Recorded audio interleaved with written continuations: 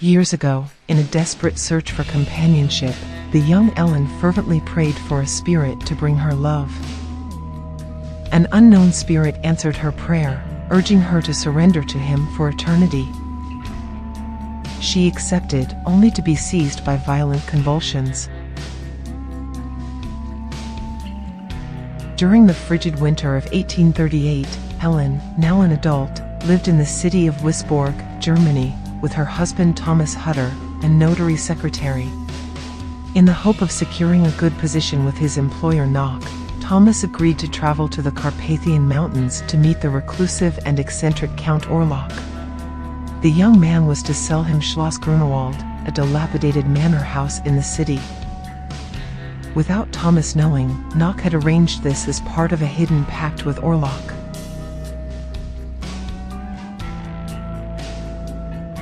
While his departure was imminent, Ellen became fearful and begged her husband to stay with her, confessing that before their marriage, she had dreamed of marrying death itself, feeling great happiness. He dismissed her fears and left, leaving her in the care of his friend and wealthy shipowner Friedrich Harding, as well as his wife Anna. Upon arriving in Transylvania, Thomas stopped at an inn to spend the night after being mocked by some gypsies. Some Romanian peasants warned him not to go to the castle, and that night, he saw a procession with a young woman riding a horse heading towards a coffin from which they exhumed the corpse. A man then impaled his chest with an iron stake, causing the body to convulse in pain while vomiting. Upon waking the next morning, Thomas found the inn empty and resumed his journey on foot. At dusk, a coach without a driver mysteriously appeared and invited him to get in, taking him to the castle where he was personally received by Orlok. The latter invited him to dinner, showing impatience to sign the contracts. The Count mocked the villagers' rituals that Thomas mentioned. After injuring himself with a knife, Orlok hypnotized him and drank his blood, revealing himself as a vampire.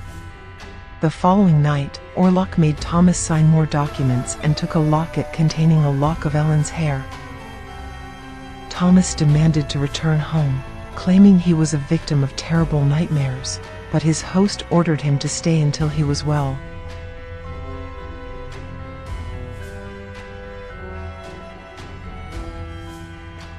Later, Thomas found Orlok sleeping in his coffin and tried to kill him with a hoe, but the vampire woke up and counterattacked.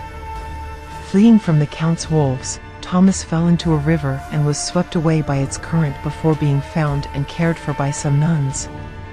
These last ones managed to cure him of Orlok's curse, but they begged him to stay safe. Thomas decided to return to Wisborg to protect Ellen. Meanwhile, Orlok sailed towards Wisborg in a coffin filled with grave soil and plague-infested rats, decimating the ship's crew before attacking the captain, who went down to the Hoult to dispose of the cargo. For her part, Ellen experiences periods of sleepwalking and seizures that Wilhelm Sievers, her doctor, has difficulty treating. As the episodes worsen, Sievers turns to his mentor Albin Eberhard von Franz, a brilliant scientist ostracized for his beliefs in the occult. Von Franz deduces that Ellen is under the influence of Nosferatu, a demonic vampire bearer of death. Friedrich, however, is skeptical, believing that her symptoms stem from anxiety related to Thomas's absence. Later, it is discovered that Knock was committed for insanity. Sievers and von Franz search Knock's office, convinced that both Ellen and he are influenced by the same spirit. Through various hidden objects, they discover that Nosferatu is none other than Orlok himself. Thomas finally arrives in Wisborg just as Orlok disembarks with his ship, spreading the plague.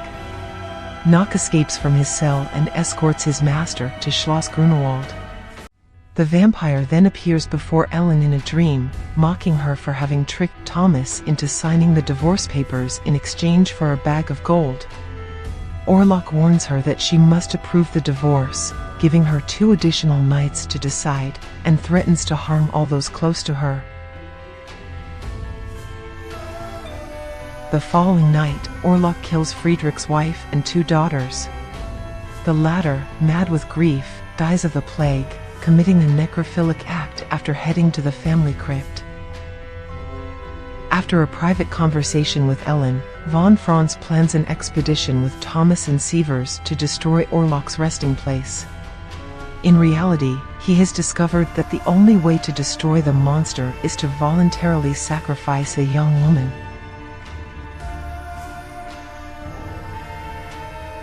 Ellen agrees to take on this role and psychically summons Orlok to her room, where they have a carnal act after he drinks her blood. In Schloss Grunewald, the 3 men unexpectedly find Knock in Orlok's coffin and kill him. While von Franz proceeds to set the entire crypt on fire, Thomas realizes he has been deceived by this distraction. He and the doctor then hurry to save Ellen. While the sun is about to rise, the young woman manages to keep the count by her side until the crowing of the first rooster. Orlok then begins to decompose until he reaches a state of putrefaction and dies. Von Franz, Thomas, and Sievers arrive to find Ellen dead, entwined with Nosferatu.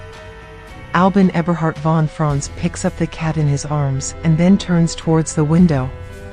His face is reflected in a mirror with the shadow of a cross on his cheek.